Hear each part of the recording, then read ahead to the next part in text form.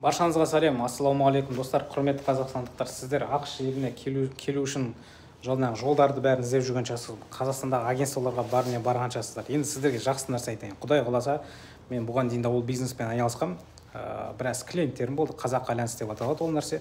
Біз соны қайтадан ораламыз, Алматы немесе Астана қаласында ашыламыз. Мен TikTok желісінде өздеріңіз мені көрген шығарсыздар, білетін шығарсыздар. Ол түйді барлығын түсіндіріп айтатын боламын. Қазақстанда іні қарындастарым жұмыс жасайтын болады сіздермен. ақш-қа келгеннен кейін сіздерді мен қарсы алып, мен жұмыс жасайтын боламын.